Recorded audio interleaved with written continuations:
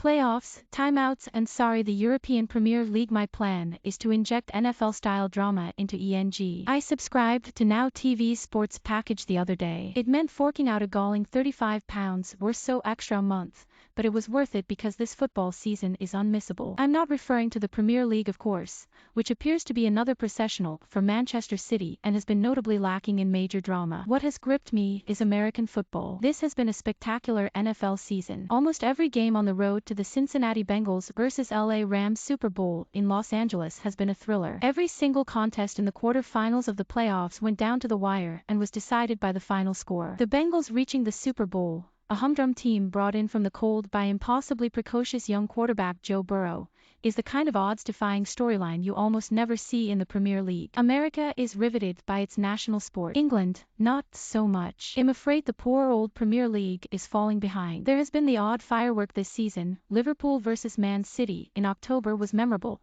but generally speaking it's the same old story. The same heavyweights queuing up for the Champions League spots, the fat cats at City cantering to another easy title, barring a total collapse. A scrap over fourth perhaps, the usual scramble to avoid relegation, but nothing to tell the grandkids about. Football has become a little dull. Because of the spiritual devotion of its vast fan base, the game is too conservative and we treat it more like a religion than an entertainment product. The furious response to the European Super League proposal last year showed that the Premier League has come to resemble the NHS, a morally untouchable national treasure, rather than a football tournament that is supposed to be fun. Historically, football in England has largely sold itself. But in a world of many distractions, Fortnite, TikTok, Netflix, it can no longer afford to rest on its laurels. Can anything to be done? The NFL is far from perfect. Head injuries, bloated advert breaks, generally psychopathic violence.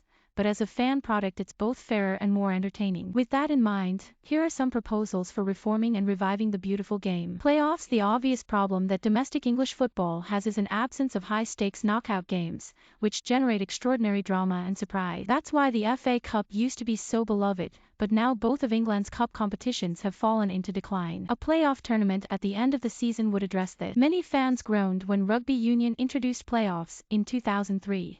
But they have since become an exciting conclusion to the domestic season. Similarly, the lower league promotion playoffs routinely deliver some of the most thrilling occasions in the football calendar. And, of course, just look at the NFL. The predictability of the Premier League is a given at this point. It regularly fizzles out. But why should it stay this way? Changing the financial structures of the game will be difficult, but one way to counterbalance the irresistible depth of City's billionaire squad would be to expose them to the jeopardy of a knockout tournament. Of course, the league is the purest way to determine the best team in the country. But is it the most entertaining? Surely not. Fewer games, more breaks. We ask too much of our elite footballers. That may sound like an odd thing to say about a group of blokes paid millions per year to kick a ball about, but their regular and obvious exhaustion diminishes the game for all of us. The NFL has 17 regular season games with a bye week. Obviously, it's a much more physical game and burnout levels are still high. But trimming the football schedule, introducing a proper break and lightening the burden on our top players would surely be a net benefit. Watching Manchester United over the past few years,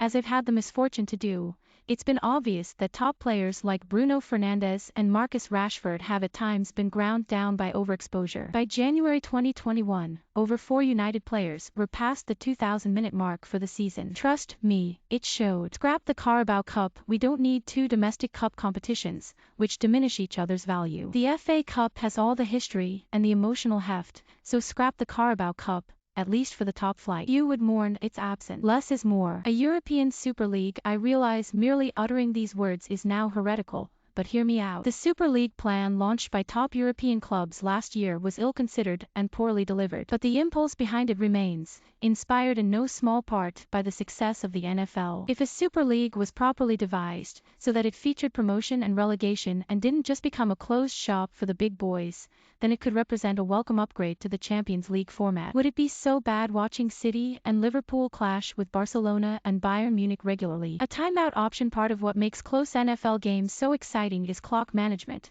Coaches and players are able to calibrate their comebacks perfectly by using timeouts to regroup and stop the clock. Obviously, football is a much more rhythmic game, but the opportunity for managers to introduce a 90-second pep talk and tactical overhaul at a crucial moment in the second half could introduce more game-changing intervention. It would certainly make a change from managers impotently screaming themselves hoarse in the technical area. More substitutes. During the pandemic, the number of substitutes allowed temporarily increased from 3 to 5. The strike against this rule is that it benefits the bigger clubs with deeper benches. But one argument in its favor is that it enhances the game tactically, allowing managers more scope to adjust their lineups and alter their fate. Much of the NFL's tactical richness comes from the constant personnel shift, but a more apt parallel in this case might be rugby union, which allows 8 substitutes. The barrage of heavy artillery coming on with 20 minutes to go has become an exciting feature of rugby. Might football have something to gain by allowing more subs too? Cheerleaders okay, this one's a joke. Salary caps, this is a familiar debate. But as the Premier League becomes ever more of a plutocrat's playground, with Saudi and Emirati oil wealth now competing with Russian gas billions and American private equity bucks,